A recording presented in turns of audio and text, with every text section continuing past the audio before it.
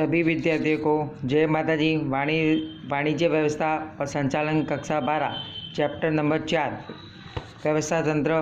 व्यवस्था तंत्र में अपने क्या पढ़ा, उसका अर्थ, उसकी व्याख्या, उसके विचार, व्यवस्था तंत्र के लक्षण, व्यवस्था तंत्र की प्रक्रिया के क्रम, व्यवस्था तंत्र का ढांचे में रेखीय व्यवस्था तंत्र, कार्यानुसार व्यवस्था तंत्र पढ़ चुके अपन। आज पढ़ेंगे औपचारिक व्यवस्था तंत्र। औपचारिक व्यवस्था तंत्र इकाई के संचालकों द्वारा निश्चित लक्ष्यों की प्राप्ति के लिए व्यक्ति और कार्य के मध्य संबंधों का जो विधिवत ढांचा स्थापित किया जाता है उसे औपचारिक व्यवस्था तंत्र कहते हैं। इकाई के संचालकों द्वारा निश्चित लक्ष्यों की प्राप्ति के लिए व्यक्ति और कार्य के मध्य संबंधों का जो विधिवत ढांचा स्थापित किया जाता है उसे औपचारिक व्यवस्था तंत्र कहते हैं या औपचारिक संगठन भी कहते हैं। इसके लक्षण है औपचारिक ढांचा। निश्चित उद्देश्यों की प्राप्ति के लिए संचालक सोच समझकर औपचारिक ढांचे की रचना करते हैं। दूसरा, अपरिवर्तनशील। कर्मचारियों का स्थान एक बार निश्चित होने के बाद उसमें परिवर्तन नहीं किया जाता है तो क्या कहलाएगा? अपरिवर्तनशील। औपचारिक व्यवस्था तंत्र उच्च से निम्न अधिकार सौंपना उच्च अधिकारी द्वारा किया जाता है। अधिकार सौंपना किसके द्वारा किया जाता है? उच्च अधिकारी द्वारा किया जाता है और उसका स्थान उच्च से निम्न की ओर होता है। चौथा, विशाल कद। औपचारिक व्यवस्था तंत्र के ढांचे का कद विशाल माने कि बड़ा होता है। औपचारिक व्यवस्था तंत्र के ढांचे का कद कैसा होता है? बड़ा होता है। पांचवा, निश्चित संबंध। ढांचे की रचना होने से कर्मचारियों के मध्य संबंध भी निश्चित होते हैं। छठा, सूचना संचार औपचारिक मार्गों द्वारा होता है। सूचना संचार किसके द्वारा होता है? औपचारिक मार्गों द्वारा।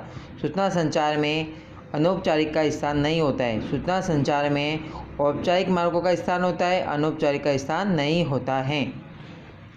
सेकेंड, चौथा नंबर का अनौपचारिक व्यवस्था तंत्र किसी भी सोचे समझे उद्देश्य के बिना सामूहिक परिणामों में योगदान देने के लिए स्वयं रचित आंतरिक संबंधों का ढांचा अनौपचारिक व्यवस्था तंत्र कहलाता है।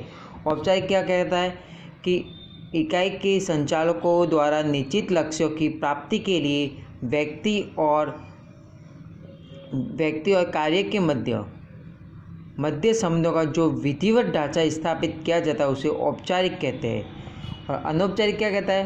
किसी भी सोचे समझे उद्देश्य के बिना सामूहिक परिणामों में योगदान देने के लिए स्वयं रचित आंतरिक संबंधों का ढांचा अनौपचारिक व्यवस्था तंत्र कहलाता है। इसके लक्षण क्या है? अनौपचारिक ढांचा का व्यवस्था तंत्र का ढांचा अनौपचारिक होता है। व्यवस्था तंत्र का ढांचा कैसा होता है? अनौपचारिक होता है, जो आंतरिक संबंधों से उत्पन्न होता है। जो किससे उत्पन्न होता है? आंतरिक संबंधों से उत्पन्न होता है। एक ही औद्योगिक इकाई में कार्यरत कर्मचारियों के मध्य समान लक्ष्यों की प्राप्ति के लिए प्राकृतिक रूप से इस ढांचे की रचना होती है। अनौपचारिक ढांचा। व्यवस्था तंत्र का ढांचा अनौपचारिक ढांचा होता है, आंतरिक संबंधों से उत्पन्न होता है। एक ही औद्योगिक इकाई में कार्यरत कर्मचारियों के मध्य समान लक्ष्यों की प्राप्ति के लिए प्राकृतिक रूप से इस ढांचे की रचना होती है। सेकंड, मानव व्यवहार पर आधारित है तो व्यवस्था तंत्र मानव व्यवहार पर आधारित होता है। परिवर्तनशील। कर्मचारी एक विभाग से दूसरे विभाग में स्थानांतरित होता है तब नए सिरे से मानव संबंधों में परिवर्तन होता है। सर्वव्यापी। अनौपचारिक व्यवस्था तंत्र सर्वव्यापी होता है। अनौपचारिक व्यवस्था तंत्र कैसा होता है? सर्वव्यापी होता है, जो उद्योगों में ही नहीं बल्कि मानवीय प्रवृत्तियों में भी होती है। पांचवा, अनौपचारिक सूचना संचार। व्यवस्था तंत्र में कर्मचारियों के मध्य सूचना संचार अनौपचारिक रूप से होता है। लघु आकार। ज़्यादातर अनौपचारिक व्यवस्था तंत्र का आकार छोटा होता है क्योंकि यह व्यक्तिगत संबंधों पर आधारित होता है। सातवां, नियंत्रण का अभाव।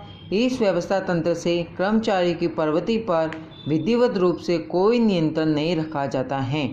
और आठवां, औपचारिक व्यवस्था तंत्र का पूरक।